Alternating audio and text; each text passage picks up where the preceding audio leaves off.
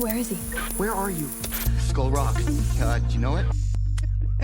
Hello, this is Stacy over at the Skull Rock broadcast. I am joined by... Hello, this is Megan. Welcome back to our Stranger Things podcast, and welcome back to our deep dive of season 4 of Stranger Things.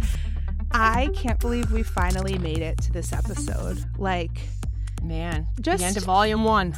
I was just sitting on my couch today, which is the exact same place that I watched this for the very first time, and just thinking about how 3 years have gone by since then. Isn't that insane? Who the fuck would have predicted that show and watching that episode would have changed my brain chemistry so much that I would be 2 years into a Stranger Things podcast? Woo!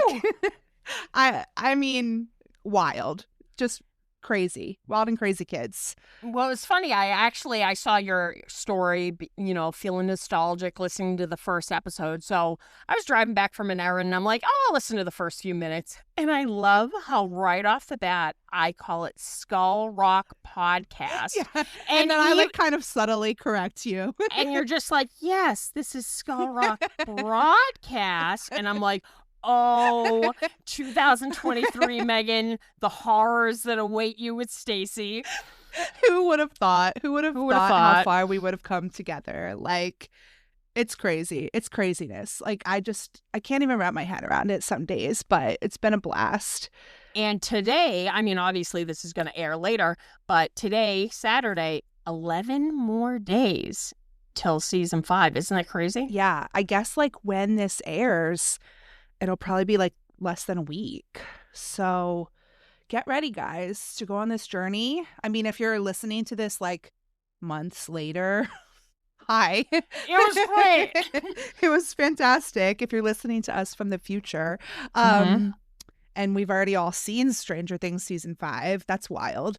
But yeah, crazy, very nostalgic. It's just, that's where I'm at right now. Yeah. Oh, and I had to go to the dentist, right? I was telling you this, but I had to schedule my follow-up appointment, and I just made it for Wednesday before Thanksgiving, that morning. The day before Thanksgiving? Yeah. Well, I should be able to still eat the next day. I'll be fine. I just feel acted like an orphanage was on fire. I'm sorry. Right away, I'm like, I know, but no, I'm also just kind of excited because that means I don't have to go to work that day.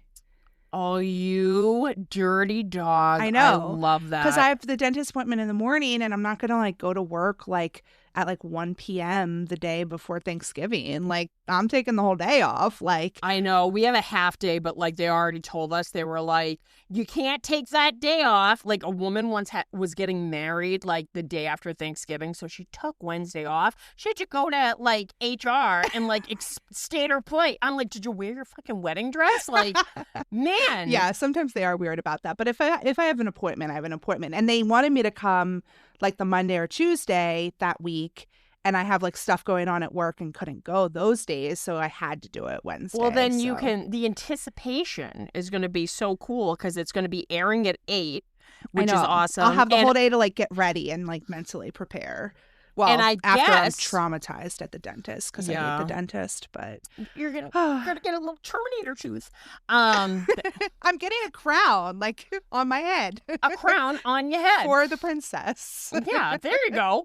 I guess in Macy's Thanksgiving Day Parade, there's going to be a Stranger Things float. There's going to be a Stranger Things float. I'm excited about that. I was reading with the kids an article about Macy's Thanksgiving Day Parade, and there was one picture of Snoopy, the balloon float, and I was wearing my Leave Me Alone, I'm Listening to Joe, and it's Snoopy with his headphones, and I was wearing my Snoopy earrings, and I'm like, guys, my favorite, and they go, who's that? And I'm like, I'm going to walk into the sea. There's also going to be a Labubu float, I just found out, so get ready. Oh my God. I'm actually super excited about a Labubu. About the Labubu float? Go straight to jail. But all right. So, okay, wait. I just want to say one more thing about this. I decided, that I'm definitely watching all 4 episodes that night. Okay. But then I might still stay off social media the next day. One, because I mean, it's Thanksgiving. I'm supposed to be like spending time with my family.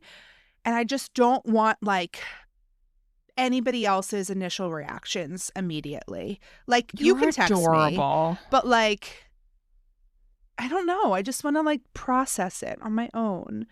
Maybe with my family members if they've watched it, but like, I don't know. I know that, like, and at first I thought this was a leak, but this was actually like a teaser. Oh, I haven't watched came that out yet today. either. I'm not going to talk about it. Don't worry, baby doll.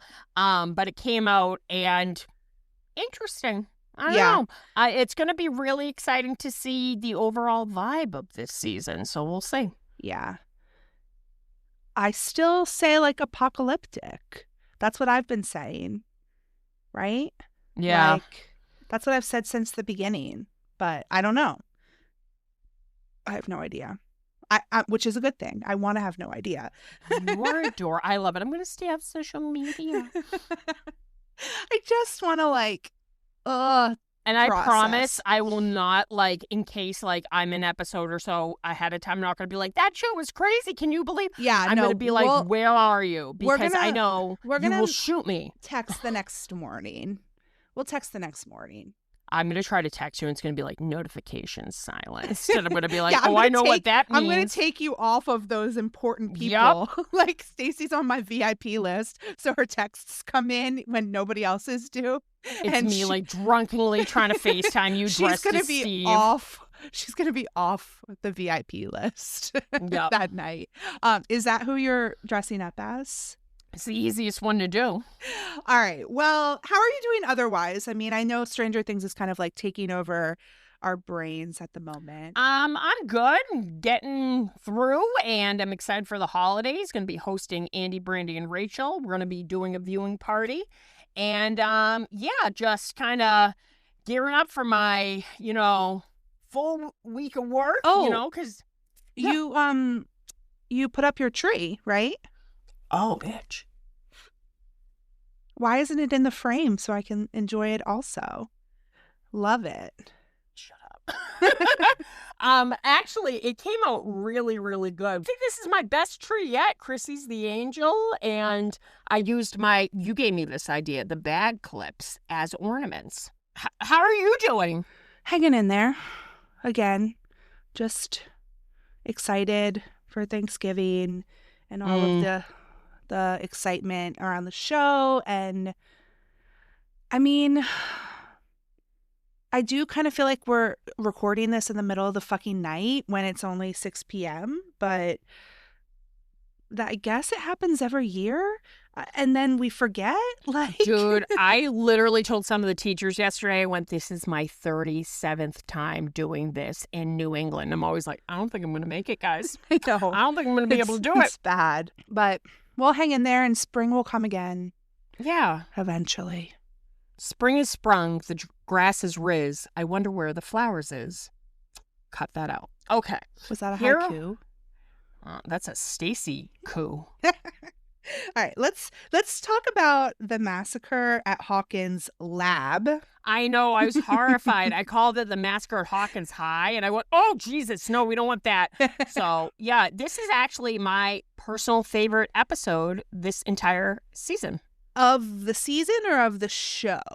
Of the season. Okay. What's your favorite episode of the show, Battle of Starcourt? Probably Battle of Starcourt or this one. Yeah, I think this is one of my favorites too. I forgot how much I loved it. And I was just like watching it today, just like with the biggest smile on my face. Like, well, what I like about this episode is the opening. I think this hands down has probably my favorite opening, like what they call a cold opening before the credits. Yeah. And what I always liked about it was, because I've seen behind the scenes footage of them filming it, and it originally starts off all done in one shot, okay? So basically what we pick up is Steve getting snacked on by the demo bats, and then one of the bats, like a golf ball, goes flying, and you see this epic shot of Nancy holding an oar, and Robin and Eddie are there, and she says, "Hi there," and almost like this like really great choreographed dance. They all start working together to save Steve, and I kind of like how chaotic and frantic it is, and the only time that they do cut, because I was going to say it's all one continuous take, but when the camera kind of like dips forward and goes into the bat right when Steve like rips it apart, that's where they cut, where probably for digital effects they had to do so. But I love that, you know, Eddie is kind of like almost like having their back, you know, making sure that he's using his broken oar to get the bats that are trying to dive bomb in. And I love that Robin and Nancy work together, and they're trying to step on the bat that's like strangling Steve. And then one, you know, goes on to Nancy's back, and they work together as a really good team. But then like Steve Harrington just gets the upper hand of this bat, slams it down. You know, he made that bat his bitch, and then pulls a real Aussie move by ripping into it.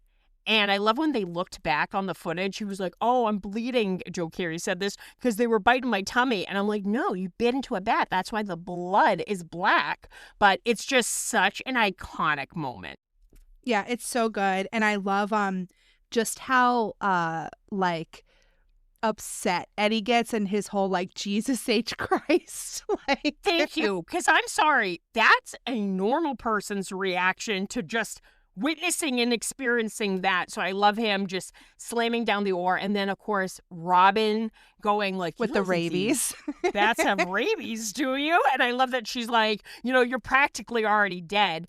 And they're like, before they can even let that sink in and process, you know, they see that a bunch of bats are like, you know, Redway Steve's like, I think we can take them because there's like 4 or 5 around the gate. And they're like, maybe we can make our way back through. And then it took me forever to finally see because it's a little hard to see with the lightning. It's kind of dark, yeah. But there's a whole swarm of bats that come. And what do? So they run towards the woods. And I love Robin's like, great, more running. That would be me. But you just see like some really cool shots of the upside down and like all of the lightning and the blue and red color. And like, it's very cool. And then that's when we get the credits. So it's very, like you said, very cool sequence, like really good, like fighting, and everybody just looks so cool and like hot. So right, and they all do. Did you ever see the behind the scenes stuff of Joseph Quinn? He would like get hyped up listening to I think it's the Immigrant Song. Yeah. Which fun fact, Hotel Mira, I'm shocked, doing that song, like the intro from the Immigrant Song, right before like their song Jungle on tour. And it was such a cool like just transition, like I'm part of the show, and they don't really like do covers, so it was like they like faked you out a little bit, like that's what they were going to play, and then they went into Jungle, so it was really cool. Perfect type song. JQ, you're in good company. Yes. After the credits, poor Wallace falls out of the boo box. Okay, but what I have to say about this is I remember watching this and just being like so disgusted, because all of the torture scenes that we've had so far in Stranger Things, it was the Russians torturing people because, like, you know, they tortured Steve and Robin. And then in the beginning, they're torturing Hopper. And this is the American government torturing. Honey. And I'm like, I mean, it makes sense. Like, I feel like it's like they're just as fucking bad as the Russians. Like, and it's just like some social commentary, I think. In my notes, I referred to Sullivan and his men as the asshole patrol. Yeah. So it would be like, beep, beep, here comes the asshole patrol. Not good. And you know Wallace is about to like actually give them some information because he's just like begging them just not to kill her, which, I mean, you know, that they're going to do, like... You're going to die anyway. She's probably going to die, too. Like, die with honor. Come on, buddy. I mean, I say that, but I get a You paper would have, cut, and I'm yeah, like, you would have told long ago. I would have folded like a cheap patio chair. Yeah, Okay. exactly. But then we see Elle, and she's at a table trying to use her powers on a Coke can, which is a cool like throwback to like season Yeah. 1. But she keeps just seeing flashes of the massacre, which I just love remembering watching this for the first time and not knowing that Elle wasn't the one that did it, because you, the viewer, the first time you see this is with her. You think that she probably ended up doing that she was responsible for it. So this episode is where you finally find out the truth, but like at the beginning of this episode, you're still not sure if 11 did that or not. So I just thought that was pretty cool too. And it was interesting that Owens, when he's talking to Brenner here, he was like, listen, I've like compromised my principles for you. I've risked my family's life, which he fucking... Who is Henry? What's your family? We know you have a wife, but who is... was it Henry? It wasn't Henry. It was Henry would have been way too obvious. It was shoot, Peter. Francis. Peter. Oh, Peter. Okay. It was I'm Peter. like, Who Francis. is Peter? Who is Peter? Hashtag. Yeah. I had to fixate on that. But Brenner and Elle's conversation here was pretty cool. It was. And I like that he says that, to become like whole, you have to face the good and bad. And then he asks her, and it's very like, I don't know, it kind of reminded me to sound like you, like Star Wars, like journey into the past with me one last time. And, I just really like that she kind of is convinced, and she gets her ass back in the tank, which the tank is always shaped like the spaceship from the movie Explorers. I just noticed that. And I like that, she gets in, and right away they're going to try it again. They're going to give her the old college try, and hopefully something happens. She'll find her train station, or wherever the hell he said or last time. Leave her train station. I think I agree with you, and of course there's going to be more some big Star Wars things at the end for me here. But Brenner tells her that she can't hide from the truth, that she's scared, she thinks she's a monster, but in reality is not so simple, and that this place isn't a prison, that it's her mind that's the prison. Like, that was very like woo-woo. That's kind of woo-woo. That's definitely woo-woo. But Owens is interesting. It's interesting because he's like, well, how much time did you skip?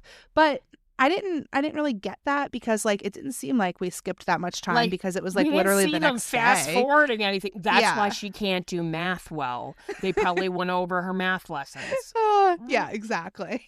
Well, we then jump to I love this scene. This is at the Wheeler house, and the Sinclairs are there, Mrs. Henderson, and I always find it so funny with the police, Powell and Callahan. They're interrogating them, and they are such bad liars. And It's clearly hilarious. they haven't gotten a chance to quite get all on the same page. But like you said, this scene is hilarious, so funny. Dustin's little, a night swim. Oh, night swim? And then Ted saying, "You're lucky you didn't get shot." And then he says, threaten them with a little jail time. And then Jesus. they all freak out because they're like, "You want our kids to go to jail?" Because remember, like, the Wheelers' kids aren't even there. No, like, they're not even Mike's involved. California, Nancy's missing. Like, yeah, according to Dustin, she may or may not been there at the night swim. yeah, but I also love Erica saying Calls them out. The whole couch is on fire. Like, not liar, liar, pants on fire. The whole couch is on fire. Yeah. So the other thing I thought it was like kind of a funny callback to was in season 1, the police are questioning the 3 boys, and they're sitting on that like couch in the principal's office. And like, I just thought it was like similar vibes, like, but like funnier too. So Yeah. and they decide to take them one by one and pick Max first, which may or may later on- not have been a good decision. She's really mean. Which I love this next scene. The one that we recreated. Oh, so well. Guys, literally, what was it? Was you and Rachel, both the biggest smiles on your face. I was like, guys, squat down under Skull Rock. We're going to pretend we're the teens hiding from the demo bats. I'm like, apparently Rachel and Megan love demo bats. And Bats that are was, so cool. No, I hate bats. ugh. And that was when literally Rachel looked at me and she went, do you want a hand up? And I went, I'm fine. And then like a baby that hasn't like, gotten control of the weight of their head, I just face planted. She's like, Jesus Christ. You were just rolling around the dirt all day that day. I was Pigpen. You were But- rolling around in the dirt at Skull Rock. You were rolling around in the dirt at the cemetery. That's my favorite photo of that whole weekend. I'm a graceful gazelle. But I love that we see like basically a bazillion demo bats flying overhead, and we see that they have found shelter, the teens, by hiding underneath Skull Rock. And I just love that panning shot of all of them like looking up at the sky, and they all look terrified. And I love that once the coast is clear, they kind of like crawl out. And I do love that I took a photo of you actually sitting on the rock that Eddie climbs up like it's a jungle gym set. And I love his line looking out. He's like, so this is like Hawkins, but with monsters and nasty shit. Yeah, but also Steve's not doing so hot here, and you totally skipped over this moment where Nancy makes him a bandage. Well, we need to give it its proper moment to marinate because, guys, the Duffer Brothers know exactly what they were doing. I'm not going to say what it looks like, but girl. And Nancy, rips the hem of her really cute, I love that sweater. Yeah. And she, right away is like, just do it. And just like the hands over his head, like, I'm going to reel it in, but, whoo, and I love Robin, the concerned best friend. She's like, just let me know, like aggression, is a sign of rabies. And she's like, you just let me know if you want to punch me. And he's like, I really want to punch you. And she's like, sense of humor. I would be done with her. Yeah, she's hilarious. But I love just all of these scenes where Steve is in like mortal danger or physical pain, and we're just like, We're oh like, my God. We're like that crunch, that hit, that taste. But then this was a really interesting line, and I don't know if they did it on purpose, but like Eddie has walked up the rock and he's coming back down, and they're like, watch out for the vines. And Steve says, all the creepy crawlies around here are like one or something. And it's like, Vecna Henry 1, like. Which is, I can't. I'm signing off right now. Is this the first time, like, the whole don't step on the vine thing? I'm trying to think, like, in the tunnels, that didn't seem to be a big concern. So. I think, I think they must have realized it in season 2. Mm-hmm. But, like, so now they know kind of thing. Which I love Eddie being like, shit, because I right away would overthink it and like fall face first into a pile of vines. Yeah. But and he obviously probably already stepped on someone on his way up. Like, I'm sorry, when you see the shot overhead of them running into the woods, they're hitting a lot of vines. So, Vecna's like, what are these idiots doing? Yeah. But it's fine. But I like that Robin right away is like, okay, so if this is like the spooky version of Hawkins, why don't we go to Hawkins, PD? And I love that she goes, we'll get like grenades and shit. And like, and right away, I highly doubt Hawkins PD has grenades. Yeah. But they don't need to go to Hawkins PD because Nancy Wheeler says, I have guns in my bedroom. And I love Eddie. Nancy Wheeler, guns in your bedroom. And then they have like a little Steve. I know. I love how we're gonna like skip over all these stupid Steve and Nancy moments. Well, you know what? Eddie does not like this bullshit going on. So what does he do? He throws his vest at Steve, which is hilarious, and he says, "For your modesty, dude," because he can't have Steve just walking around shirtless. That would probably be a little bit too much for everyone involved. I'd be tripping on all the vines. And just then, there's an earthquake. Yeah. And I do love that, like, Eddie catches Robin because she's, kind of clumsy. And they, Steve grabs Nancy and they wait. And then right away, guns seem like a good idea. And right away, Steve, like, acting like, just a flesh wound, puts on the vest, looks like, a playmate, and just walks out into the woods to go get Nancy's guns, which I always remember. She took a gun from a Russian, and then from one of the guards that got killed in Starcourt, and then Lonnie's from his glove box, which apparently he never realized was missing. Yeah, so she The just got to 80s. keep it, I think. So then we go to the Russian prison where Dimitri and Hopper have a conversation here. And all I just noticed in this scene was just how beautiful the cinematography was with just them being framed and the lighting The snow, and yeah. it was just very pretty. But they were talking about slaying the monster basically, and how they would be remembered as monster slayers. And because Dimitri's very worried about being a traitor to his country, and Hopper is saying that monster slayer trumps traitor, but they end up talking about their children. And I thought that this was an interesting kind of theme to happen in this episode, because Hopper says children have to reject their fathers so that they can Something grow there. and move on. Hardwired. Yeah. And it's almost that symbolism with Elle and Papa, rejecting that father figure.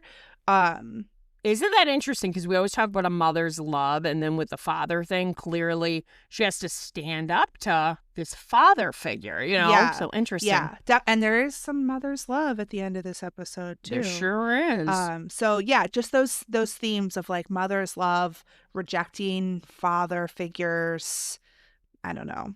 Maybe the Duffers have some trauma around their parents. Yeah. Let's sit down and have a cup of coffee, fellas.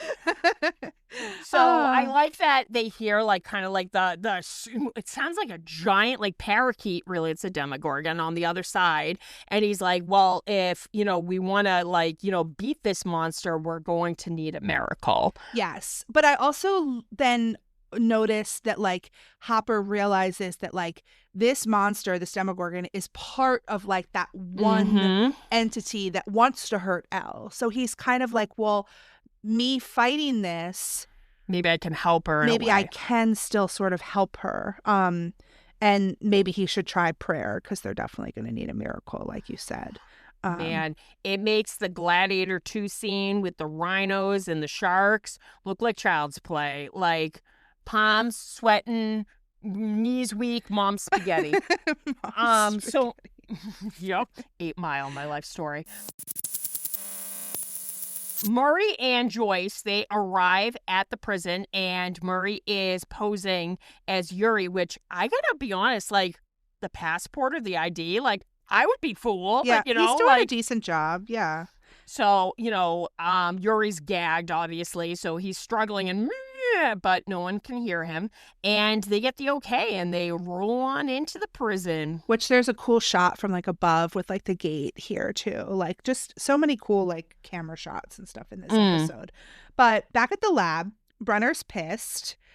He asks all the kids what happened to Elle, because somebody got concussed. She's claiming to have no memory of what happened to her. And number 2 is such an idiot. Yeah. Was it worth it? Was it worth being that snide little twat for a moment? Right, because he's well, she must have fallen. I mean, she's kind of clumsy and stupid. Oh hell no. And Brenner punishes him with that collar, which is pretty awful to watch. That's awful. A neighbor of mine once got one of those. I don't believe in them if anybody uses them, but the shock collars for the dogs. Yeah, no. And I remember an idiot, I'm talking to my neighbor and they're like, I don't know if I really want to put this on my dog. And I'm like, I'll put it on. Put it to the highest wattage right away. You put it on yourself? Swear to God, right away. And I just Did it looked hurt? Fuck yeah, it did. I looked at Martha and I literally went, you cannot put this on your chihuahua. It will literally kill it. And she went, it's that bad? And I went, this is inhumane. Yeah. Oh, you yeah. know what? I think anybody who wants to put a fucking shock collar on their dog should have to put it on themselves first. Put him on a runner or get a fence. But right away, I was like, I think I just pissed my pants. It was bad. So that shock collar, I can imagine that's amplified by 1,000. So, Yeah. You know what, too? play stupid rainbow room games, win stupid clown prizes. So the next scene is one of my favorite scenes in the show. Tell me why. No, we can't talk about that. No, we gotta reel it in. But tell me what's going on in that scene. So the teens are walking through the woods, and Eddie and Steve have a conversation. They start off talking about Ozzy Osbourne biting the head off of a bat. Steve has no idea what Eddie is talking about, but Steve, he looks pretty. Beautiful fool. But then I just love the part where Eddie is telling Steve that Henderson worships him and that Eddie was sort of jealous. And Steve is just like glowing with this praise. It means so much to him because we've seen kind of like he's insecure, and they kind of touched upon it at the beginning of the season. Oh, Eddie, your new, guy friend who, think is awesome because he older plays male friend. Older male friend. Him going, yeah. But yeah, they touch upon that a few times. And I like that. Yeah, Dustin's been like an asshole to Steve this like whole season. He really has been. So you could tell that just meant the world. And the fact that Eddie, who kind of comes across as so confident and cool, was just as insecure and jealous of the approval of a 14-year-old. Yeah. And Adorable. then he tells Steve that he couldn't believe that like Steve Harrington was actually a good dude. And that he wouldn't have saved his ass because he's no hero. He just turns tail and runs. That's what he does. But when the girls jumped in, he obviously couldn't be the only one left behind. But he did it so gracefully, too. Yeah. So. And I love that, he kind of points out that, Wheeler was the first one to jump in, which somebody on TikTok recently said it would have made more sense since the show is all about friendship, that it was Robin that went in for her best friend, which I agree. And then Nancy's the second to go, but like we're nitpicking. But he right away is like, I don't know what went down between you two. Steve should have been like, she fucking cheated on me, but it is what it is. And he goes, I would try to get her back. And Steve's, just staring at Eddie's pretty mouth. And, it is what it is. So there's another earthquake, and Nancy must see, like, the field that opens up to her where her house is. So she runs ahead, and I love that right away, Robin's like, oh, earthquakes is another fear of mine. I'm like, who doesn't not fear earthquakes? And right away, they all run, and it's this great shot of the 4, teens, and they see like way in the distance the upside down version, and they venture into the field. Yeah, down to the Wheeler house. But I thought this was interesting because Dustin's like in the bathroom at the Wheeler's house trying to call. We've been collared by the law. I was like, oh yeah, collar, like in the last scene with the collar. Oh. But obviously they don't answer. And when he comes out, he's talking to Lucas, and he says, like, do you think that they're just like laying low because they know we've been, like the law has gotten us? And Erica comes in and she's like, the law? What is this? Gunsmoke? The stupid and the ugly? Erica's like one-liners just her like sass kill me. I love it so much. But basically Erica forces them to fill her in because she's, she knows about all this shit. She was like part of it in the last season. And she threatens to like, if they don't tell her. Yeah, apparently Lucas she has something real good on Lucas. Like she's got something's some good under his blackmail. bed. But I like that. I wonder if in season 5 we will find out what was under Lucas's bed. What it is. Yeah. That's the biggest mystery. But I love them just kind of like spitballing right away. And they're trying to understand why like Vecna is just killing random teens, Yeah. And they want to know like, how does the Mind Flayer figure into this? But they do start to sort of figure out that he's making a powerful psychic connection with his victims, which is what is opening the gates. Yeah. And they continue to just kind of like talk about Spitball. it. Mm-hmm. And then the teens get to the house in the Upside Down, Yeah, And which as I soon love the as lights they- flickering. Yeah. As soon as they come into the house, Steve hears Dustin and he kind of goes off like looking for Which, him. good for him, because literally, like, he can faintly hear him. And right around that time, Lucas and Dustin are like, you know, like, if the Demogorgon was, you know, the Mind Flayer's foot soldier, maybe Vecna is his 5-star general. And I love Erica, like, this is kind of like going over her head. She's like, hold on. Please be kind, rewind. And we see in the Upside Down, while Steve is investigating, you know, the poltergeist sounds, Eddie and Robin run upstairs, and I love Nancy opening up the shoebox where apparently she keeps the guns, and we just see high heels, and Eddie states the obvious. He's like, those aren't guns. And he's like, maybe you put them somewhere else. And she's like, there's a 6-year-old here. Of course I keep track of my guns. And then she like starts, and this, you know, very clever of her to clock this, but she starts looking around and she starts going like, wait, I gave that away, or I sold that at a yard sale. And she's like, this isn't right. And it starts to click, and she grabs her journal. And what does she realize? That the last entry in her journal, which should be full of entries, was from November 6th, Good girl. 1983, which was the day that Will went missing. So basically, the Upside Down is sort of like stuck in time. We're stuck in the past. I'd be like, what are we going to do with that information? Like, Right. and then what do they hear? So they go downstairs, and like Steve has like expressed that he can hear Dustin, and at first he looks a little crazy, but then they start hearing him too. And I love Nancy, like Joyce found a way. Like Joyce found a way to talk to Will through the lights. Like That's probably the only way they fucking got out of there, which Yeah. I do love I mean, them Nancy is the looking. brains of the situation Of here. course. I love them looking for Henderson, and like Steve's like, either this kid can't hear us or he's being a major douchebag, and Eddie looking behind the curtain, which always kills me. And then she flicks on a light, and at first, you know, there's no power in the Upside Down. And what do they notice after she flicks the switch? There's these little like sparkly stuff, and it's my favorite thing. Like it's one of the reasons I love this episode so much, because it's so pretty and like Gorgeous. magical looking. So they end up sort of like putting their hands through the little sparkliness around the light fixture. It tingles, feels Yeah. kind of good. Yeah, I love this scene so much. It's just so pretty. They look so cute, and like it's just funny too. And then they realize that like that when they're doing that, it's probably, you know, making the light flicker in the house. So they're like, does anybody know Morse code? And I love Eddie. At first he says no, but then he's like, well, does SOS count? Which is the only thing I know in Morse code. Me also. too. I would have questioned it too. I would have been like, is that good? Yeah. So yeah, then do they do the SOS? Yes. So he does it, and Robin right away is like, it's working. And I love, like, right away Dustin sees it, and his line of going, remember how I told you that they, you know, wouldn't be stupid enough to go through Watergate? Well, I might have overestimated them.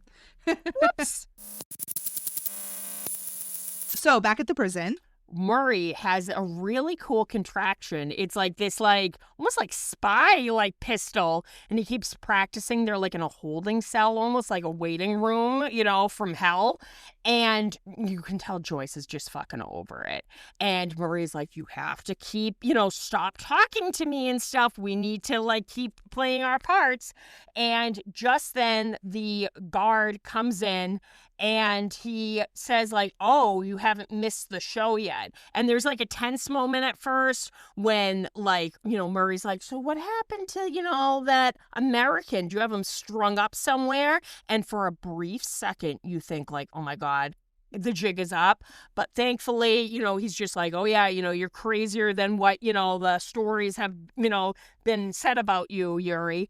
And then when he mentions like, oh, you haven't missed the show yet, they bring them up on a balcony that overlooks the arena. And who's kneeling down with all the other prisoners? So Joyce sees that Hopper is there with Dimitri and the other prisoners. And Murray is kind of like, what's happening? And the guy says they're being told the rules. And we're like, oh, the rules for what? Imagine you don't speak Russian, and I'm like, I missed that whole fucking thing. Yeah. But basically he like says that he's going to give them a key to the weapons locker and that they can't move before the buzzer or they'll be shot. And then I definitely get shot. yeah. Then we cut back to the lab and the Plinko board. Plinko. I'm and so ready to be done with Plinko. so much Plinko. And, you know, if looks could kill, those kids look effing Murderous. pissed. Murderous. Oh, my God. The orderly, Jamie, whatever his name is, asks her to play chess with him. And he ends up do checkers. yeah, telling her that that Tu is still in the infirmary, but that when he comes out, he's going to try to kill her, and that Papa's going to let it happen, and that he wants it to happen. Which, knowing what we know now, clearly is planting seeds, and he's making her start to, like, you know, doubt Papa, which we did bring up the question, like, why weren't the cameras working? You know, did this orderly have something to do with it? I don't know if he had that much access or, you know, because clearly no power, but he, you know, tells him, like, once they get out, they're all going to kill you, and Papa wants this to happen, and he subtly slips her the key card, which I would have definitely dropped, and, you know, kind of is like, running for the hills. Yeah. What could go wrong? And it's so interesting that he wants to help free her from this hell, which, even knowing what we know, it is still hard to dispute that, like, she is sort of in hell. Like, and Yeah. it isn't good that she's here. So it's hard, even knowing that he's a monster and he's, like, just basically using her to get Manipulating out her. of Yeah. there. You still sort of get where he's coming from. I think he did know because, like, he was Papa's first victim, if you think about it, and held prisoner. But also, I think he saw the promise in her with her power, as did Brenner. And I think he, like, wanted her actually by his side to help him, not just escape, but to take over the world, and rejected. Yeah. So this is like another one of my, like, who is Peter things, but I love in this next scene, which is all about the light bright, which I always forget that I, like, actually bought one of the Stranger Things light Me brights. too. I don't know. Hurts my I think there was fingers. 2, and I don't know which one I have, but, like, I mean, I think they're basically the same, just the packaging is a little different. But I loved a light bright when I was a kid, but I've never opened the one that I have. Like, it would be fun, like, to play with it. I gotta tell you, first of all, my mom was always afraid of fire. So I remember, like, I had the old school one. She'd always be like, Stacey, you're poking literally light bulbs through paper. Shut that off before you go to bed. And I'm like, okay. She knew if anybody was going to burn the house down, it would be me. But then I bought the new one that came out for season 4. My little chubby adult digits it was talk about Russian torture. Oh my Lanta. All I wrote was Stranger Things. I'm like, ow, ow, ow. Like, it was like that scene from Happy Gilmore, like, my fingers hurt. That was me. Yeah. Yeah. Would not recommend. But what is Holly making on her light bright? Holly is making, because you pointed this out, she's making a rabbit. A white rabbit. White rabbit. Look at that. And I love that they unplug it. She's like, hey. And later on, they, like, don't they give her, like, a candy bar almost, like, to shut her up? Which That's, like, later. I don't know. Maybe. Erica, I think, hands her a candy bar almost like, shut up. And they run upstairs, and what they do is they start plugging in all the lights, which, man, I would have given up by then. I would be like, they're on their own. And what happens after they decide to test this theory that Dustin has? So I guess they tell them when the lights are all in, and they're like, okay, do you see it? And they like make the sparkles happen. And I guess you don't really see them, like, making this whole plan. Like, you just see, like, the important parts, but, like, I guess they have agreed to, like, go to Nancy's bed or whatever. Which that's really ingenious. Yeah. I mean, between Nancy and Dustin, the two of them are usually, like, the brains of the operation. Yeah. But they unplug it and they're like, okay, try it. And Nancy is able to write hi. Hi. And then they are like, okay, like what else? And Nancy spells stuck, like that they're stuck. Stupid. Yeah, when Stuck. she's like spelling and Dustin's like trying to like like predict what That's what she's I gonna would've say, which is really funny. But then he's like, well, why don't you just go back through the gate? Guarded. It's guarded. And I think then basically Dustin, because they can hear Dustin, so he's just kind of like, well, haven't you figured out that there's gates at all of the murder sites? Like, and He gets a little snippy and he gets pissy. a little sassy, which is it Steve? He's like, Steve, this kid's got to get his ego in check. And Eddie agrees. It's his tone, right? I love that scene. And that's when he explains there's a gate at every murder site. And I love that Robin calls him Genius Child. And that's when they're like, you know, how far away is the trailer park? And, you know, they say like you're 7 miles. Yeah, which good for you, Eddie, for figuring that out. I would have been like, I don't know. And Robin's like, you still have bikes, which it's pretty funny seeing these teenagers, especially Eddie and Steve, like they're on like children's bikes. They're, you know, Josh Brolin from the Goonies coded. Like they're kind of like, you know, their knees are hitting the handlebars, but ingenious. Yeah. And this, I love this whole sequence because then the cops come out of the room with Max, and that's when Callahan's like, yeah, we probably shouldn't have gone with her first. She was kind of like really mean. And then they grab Max and they just leave because the police and the parents are just too distracted. And Erica slashes the tires, and she's like, I hope this is a minor misdemeanor. But then they all climb on the bikes, and this is like one of the scenes, one of the shots from I remember like going to work and just like wanting to like tell people about this scene. Like it was like one of my favorite scenes from this episode. It's probably one of my favorite scenes in the show, but it's like the kids riding the bikes and then the whole just like turning upside down and the teens riding the bike. And it's just like beautiful. Mwah. Yes, chef's kiss. But the bats like see them, I guess. I love that. Like it alert hisses. Vecna. I just see Vecna kind of like looked so nonchalantly over his shoulder. Like, yeah. Okay. Like, okay. Cool. They're riding bikes through the upside whoa. down. Sound the Whoop-de-doo. alarms. So 11 is in the tank. And it's picking up on the day that the season actually opens, where we see Papa, you know, approaching 10 with his little Magic 8 ball and asking if he wants to do some, you know, lessons.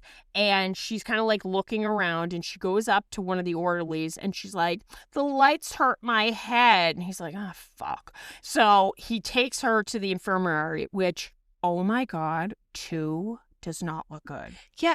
But like, then later, he's back in the Rainbow Room, and I'm kind of How did like, he get out? How did he get from the infirmary back to the Rainbow Room? Like, that was weird to me.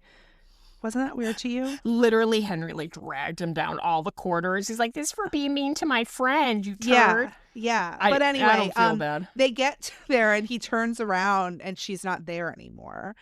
Which, damn. So you see that she uses the card that he kind of slipped her. It's in her sock, and she goes through the doors, and she goes through the lab into like the basement or boiler room. Look, the look on Megan's face. I am a proud Stacy. But he shows her this tunnel. Which I wanted to bring up, and I think I brought this up to you before. Is this how she escaped at the beginning of season 1? I think you're sort of led to believe that. But, like, was it sort of like just sort of a part of the memory that didn't get repressed? Like, weird. Does she weird. still have that card? Like, damn. Because it was a couple years later, I think. And I love that she's like, because this takes place in like 79 and she escapes in 83. So she kept that card key hidden real good. It was inside the lion. I love that she's like, but you are too big. First of all, gagged. I'd be like, I'm big boned. And what does he show her? Well, he's like, I'm not going with you. And then basically says that, like, he has this thing in his neck, which is called soteria. And You pronounce that much better than me. I'm like, Satira. That sounds like antidepressants. If he had been on those, he would have probably not done what he did. it weakens him. Attracts him. Yeah. And so she basically wants to help him. She's like, you helped me. I help you. You help me. What if I make it go away? And I'll never. This is why I can't bet guys on anything. I remember looking at my father back in 2022, and I went, "Oh my God, she's gonna rip the nice orderly her friend's throat out accidentally, and that's when she's gonna go batshit crazy and kill everybody." Oh, that was your prediction. Huh? The lie detector determined that was wrong. So back at the prison, they like are preparing for this fight with the Demogorgon. So they are grabbing their weapons and stuff, and Murray ends up revealing who he is. He puts that gun to the Russian and is basically like, call it off or I'm gonna kill you. And he's like, well, you know, your friend's already dead, kind of thing. Yeah. He's And up Schitt's Creek without a paddle. Hopper is struggling with that lighter. With edge of your seat, palms are sweating. You're literally like, why? Exactly. You're like, oh my God. And then I love how it cuts to black, but then you get like the jump scare with the Demogorgon jumping out. Like, so good. So intense. And then he finally gets the fire lit. And this Demogorgon is making some really gross kills, like where he like eats the guy's head off. Like, it's nasty. Maybe he was PMSing, you know? Yeah, and I mean, was it smaller? Like I felt like it was smaller. It was like kind of a small one, right? Yeah. Like, mind you, I wouldn't think it looked too small as it's like coming after me. And I'm like, holy shit. But it takes out everybody besides Dimitri and Hopper. Yes. And they are kind of like Dimitri's trying to get the gate open. Then Murray and Joyce take the Russian into like the control center area and are basically trying to get all of the Russians to like open the gate. And the one guy's like, if I open that, like, I'm not just condemning myself, I'm condemning all of my comrades or whatever. Oh my God. Then Joyce just starts pressing all of the buttons and she pulls in Buddy the Elf. She presses all of them. And she does get the gate open, thank goodness. But then it's like, close it. It closes so goddamn slow. Right. Because, and you think the Demogorgon is going to get like through. And then that shot, like that part where Hopper like throws the spear into its flower mouth, like gross, but like really cool. Really cool. And we have a very beautiful reunion here. The music is so beautiful when they like both turn around, they realize that they're both standing there in their embrace. Like, I love that they just like hug each other and it's so tender. It's like, again, one of my favorite parts of this episode and what makes it such a good episode. But I love like Dimitri just like awkwardly in the shot, like watching. He's like, okay, well, I guess you know these people. So we cut to the teens. They're still pedaling their asses down the road, and they go by the Creel house, which is surrounded by an army of bats. And Steve kind of like looks up at it, looks a little like uneased as they continue pedaling to Forest Hills Trailer Park. And I love them, like right away, Robin's like, wow, that must be some kind of world record in a different dimension. And they talk about like, you know, do you think those particles are toxic? And you just hear Steve going to like, got some stuck in my throat. Yeah. And they go into Eddie's trailer, and what do they find? They see the gate in the ceiling, and Eddie's like, that's right where Chrissy died, like right where she died. Creepy. And it's very it's when it breaks, I like it just like looks like a placenta breaking. Thank you. It's like somebody is like their Giving water birth. broke. Yes. See, we're both females. We're like, yeah, gross. You know, who stuff. It always makes me think too, with the scene coming up of Poltergeist. Remember with the rope and the baseballs going through. Yeah. So really trippy. But I love, you know, they broke it open with like a rake or a broom, and they broke open the placenta. And you hear, you know, Dustin like shit-eating grin, like bada bada room. And I love Steve and Eddie both looking at each other like two proud papas. You know? Yeah. It's very cool when they like look up and they act like they don't know what's happening at first, but it's like, I mean, wasn't that the whole plan? What do you think it was? Like, but then they look up and they see them and they're all like laughing and it's joyful and we need a little happiness in this terrible time. So yeah. Back at the lab, Elle takes Somebody out the fucks Soteria. up real bad. Then they kind of like find them. The way he Right? picks that thing up and he's like, so small. I'd Yeah. be like, you picked that up like a Creepy. psychopath. Yeah, he starts to look real creepy like right away. Like the facade is gone. Which Jamie, like, you know, like you said, like the whole like mask, friendly, orderly is gone. And he's so good with his acting, his facial like expressions. But like you said, like they're almost like soldier guards kind of. And they come in and he grabs her hand and they rush out and they end up, you know, upstairs and they end up being surrounded both, you know, on both sides of the corridor. And right This away, is you know, like parallels chills. so much to season 1 when they're surrounded in the high school, I think, Yep. right? And she takes out all the guards. Like, Especially like the fact that they are weapons, if you think about it, because I forgot that he snaps one of their necks. Somehow I forgot about that, but I love that he's like, I'm sorry, you know, 11. He's like, you don't need to be afraid anymore. Not anymore. And just like with this beautiful music cue, he uses his powers. So I guess the orderly has powers, and he just sends them flying into the walls, clearly has a lot of strength, and breaks, you know, the poor helpless, you know, guard. And 11 is like, what the fuck was that? Brings him into a broom closet. And she's like, imagine you're 8. You just witnessed that. And she's like, I don't understand. Like, how? And I got to tell you, I was gagged. A lot of people were like, when we saw this coming a mile away, I'm like, oh my God. He reveals he's what number? 001. 1. And he tells her to stay there. Which, was that broom closet soundproof? I mean, I doubt it. Because she ends up leaving the broom closet because Yeah. she is screaming. Yeah, and there's like screaming on like the radio and stuff. But like, I'm a yeah, pussy. I would have hid behind the mops. but that was like a big reveal, like you said. Like, That huge. yeah, and I mean, I think I saw it coming. Did you? It was like, I think I thought he was Vecna. Because didn't you say the way he was saying different things, it kind of like Yeah, reminded you? I could tell that he was a villain, I think. But then I was gagged about the reveal that he was also Henry Creel. Like that whole like 3-level thing. Like I didn't get all of it. Like It's like a trifle. yeah, it's like the trifecta. Henry Vecna 1. But I I think was going to say the trifle from Friends, you know, the shepherd's pie. Have you ever seen that episode? When Rachel's going to make the trifle and the pages get stuck together by shepherd's pie and a dessert trifle. So she's like showing them it and they're always like, you're never in charge of cooking because you suck at cooking. And she goes, there's lady fingers, jelly, and then beef sauteed with peas and carrots. And they all have to pretend to like it. You know, in time for Thanksgiving.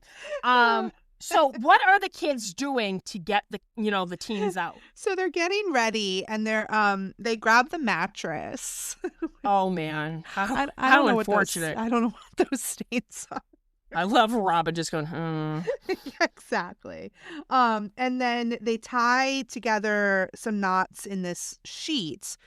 And defying gravity. yeah, Dustin is just like spot on with his physics. He's like, I'm not sure how the physics are going to work here, but they work. And Thank God these kids are smart. I would have been like tuck and roll. Like yeah, they would have never gotten out. no. And So who goes Robin first? goes first. She's the guinea pig. And I mean, they're like, let's clear the landing pad. So they get off the mattress. And Robin and Eddie goes next. And he's like, that was fun. And then Nancy starts to go. But she is taken into the void and ends up seeing a vision. We start with your fave. I'm sorry. You're haunted by the memory of you probably getting the best sex of your life. Sorry. But it's sort of like, bringing back the guilt around her killing Barb. And she's in the pool. I gotta hold back. And she climbs out of the pool. But then basically the rest of the episode here is like the big reveal. Because you've got Nancy being sort of shown all of this by Vecna. And I don't really know. My question is like, why Nancy? Why did he choose Nancy to give all of this information to? I know like the viewer also had to find it out, but like narratively, why was Nancy chosen? And like, could she hear the voiceover? Probably not. So well, I don't think that she could hear. So then Vecna was also sort of telling Elle. So older Henry was explaining to Elle what a monologue. All of this. It's such a big monologue, but basically at the same time Nancy is seeing broadens what happened the past, basically with Victor. Henry. Yeah. But I guess she could hear some of it because he was like, Nancy, you were so close. How was my friend Victor? Like, I've been meaning to check in on him. So like she could hear some of it. I feel like she could hear Vecna's voice, and then Elle was hearing Henry's. It's a really good, voice. like, spliced together edited scene, playing two scenes at once, because obviously, like, we're left at this huge cliffhanger because we see in reality Steve is shaking Nancy and her eyes are all milky white like Chrissy and Max. So she's, cursed like Vecna. So we don't know how she's gonna, end up making it. And we see through the remainder of the episode, she's almost like the audience. It's like, I love the scene of her suddenly in the Creel house back in the 60s or 40s or whenever it took place. And she sees the Creel family arrive. And we had seen that scene earlier when Victor was telling the girls at Penhurst, but we listened to like Jamie's voice, and like you said, it's such a powerful monologue, and we learn that bum bum bum, the orderly one was actually Victor's son, and he must not have slipped into a coma and died. Yeah, but while that's happening, we also see Elle. She leaves the closet. She hears the screaming over the radio. She ends up walking through the lab and seeing all of the carnage. She sees Brenner lying on the ground, lots of dead kids everywhere, and she finds Jamie's character, the orderly, killing two, which again, how did two get here from the infirmary? You were mean to my friend. Okay, and then he tells her like not to cry for them, that she doesn't need them, that he knows she's scared, but he knows what it's like. And then basically he starts to explain like why he knows what it's like, because he was like her. Rantings of a maniac. Like, you obviously get that, traumatized by what Brenner had done, but held prisoner, which I'm sure added to the madness. But him just being like, oh, my parents did, such terrible things. Was he referring to his father with that war incident, Yes. And and I don't know what his mom did that was so bad. Like, that is always sort of a mystery. But made a bad meatloaf. I don't know. Yeah, I don't know. But like, he talks about finding the spiders and how he was obsessed with them, basically. That serial killer behavior. And that I love like him saying that the order is a straitjacket, like that he wants to be like out of this, like this just cycle of humanity. And it's so like, some of it makes a little sense, Some of it does. But I guess okay. That's how it makes sense to him, and that's why he's such a sociopath. Like, the best way to put it is most monsters have a human side to them. Frankenstein, I mean, Pinhead, like that one point they were actually human, or, you could sympathize with them to a degree. So in his mind, these rantings and his justification for all the crazy shit that he did, he was like, well, I found out my mother, she was afraid of me. And even though I was torturing fucking animals and haunting the house, she was going to send me away to Dr. Brenner. So I made her pay, and just it gets more and more unhinged. And imagine giving this powerful monologue to an 8-year-old Yeah. who hasn't like ever seen the sun. Yeah. So like, you know, their attention spans aren't long, but she's listening, you know. Right. I another powerful line I thought was he could restore order to a broken world and be a predator, but for good. And then also the part that I like literally clock was they show Henry and it looks like he's turning back the hands of the clock with his mind. So maybe So he can Can he change manipulate time? Like, is he a clockmaker or something?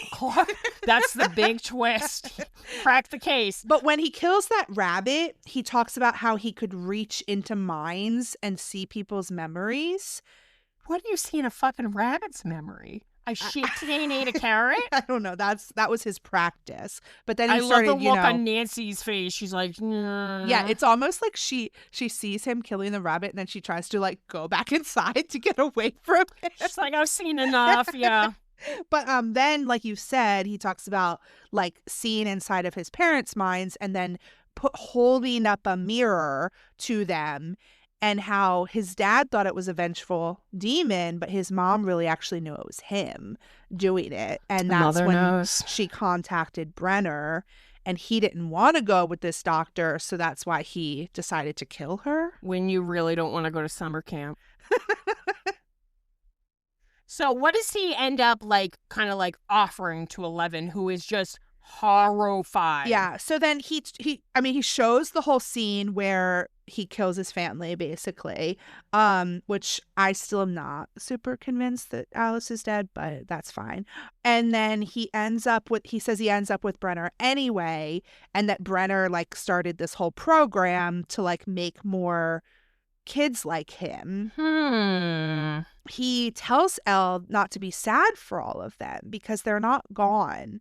They're with me in here, and points to his head, which is also, you know, fuel to my fire that they're not really all dead. Like, everybody could come back. Just keeping them in a jar like a bunch of fireflies. But he tells Elle that they are superior. This is very like unhinged. Darth Vader, would you say? Yes, so that they're superior and that they could be free and reshape the world together. So basically he's asking her to join him, which is very Darth Vader, Luke Skywalker. And we will rule the galaxy. Exactly. Did I nail it? You nailed it. But just like Luke says no, and then they fight. That's what happens here. Oh my God. And I love how stunned he is after, you know, he probably was practicing that fucking monologue for months. And just this little 8-year-old is like, no. And right away, and it's so played out well because we see Millie like now, you know, playing herself at 8. And I love that right away they, you know, start using their power against each other, which, you know, kind of using the Force.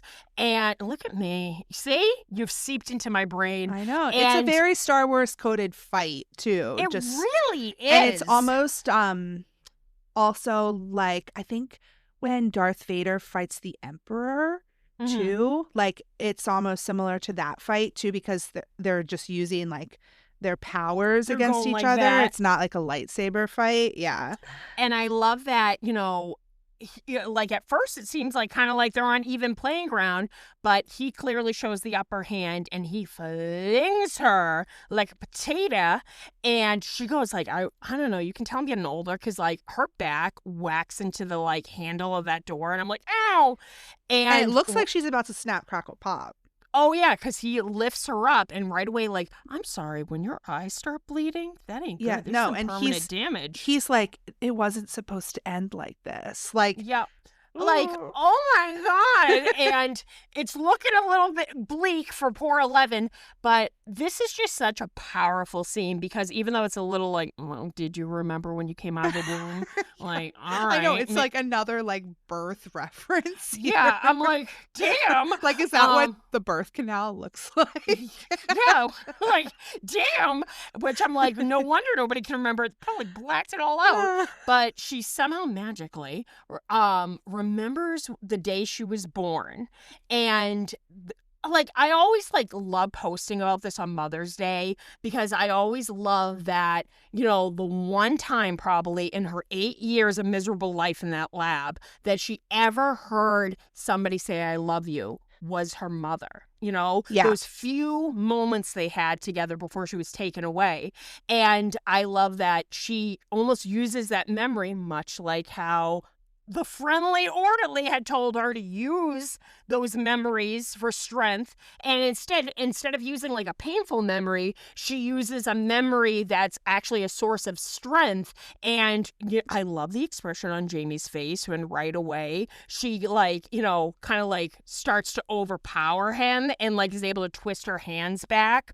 Whoa. Yeah. And I like you said, it's like he had tried to get her to use her anger, but dark instead, she's using the light side of the Force, which was her mother's love. And I mean, like, fuck J.K. Rowling, but this is also very like Harry Potter coded because like it was Harry's mother's love that like protected him from Voldemort. Didn't it bounce off her or some shit? Yeah, like well, it was like that was the deeper, like more ancient magic that protected him from like the killing curse or whatever.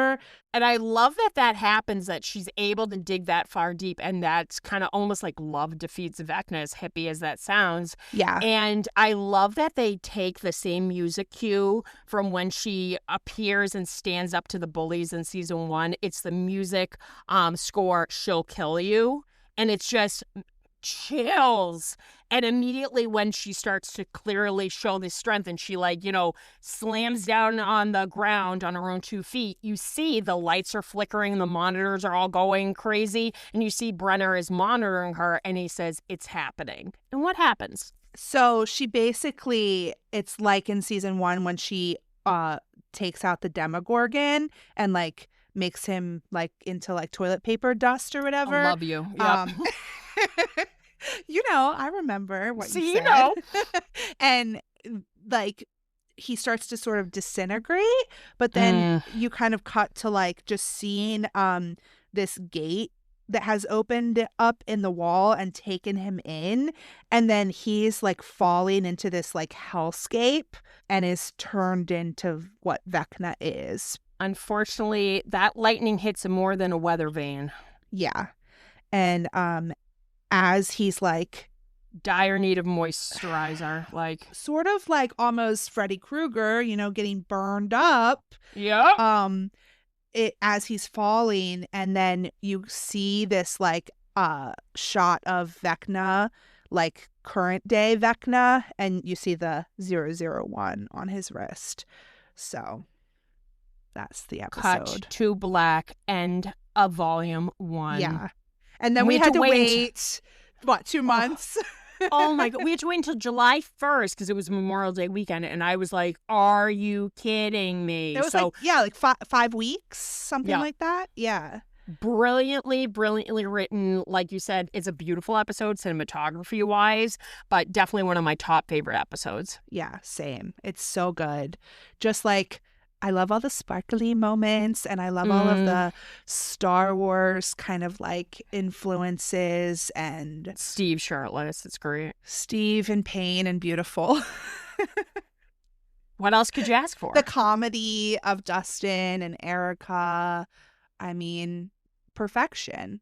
And then just like the mind-blowing reveal of like these twists that like all 3 of these characters are actually one. Literally 001. I see what you did there. I didn't even do it on purpose. Yeah, loved it. Love this episode. Can't believe we're here. We're almost there. We got 2 more episodes and then season 5. Do. All right. All right. Well, since this was a slightly longer episode. Yeah, and we're banking on the fact that Papa is a little shorter than this episode, actually. And we're going to talk about that one tomorrow as we're recording. So we're going to skip the merch and updates and stuff for now. And yeah, we'll talk to you in the next one. Portapalooza! Over and out. Over and out.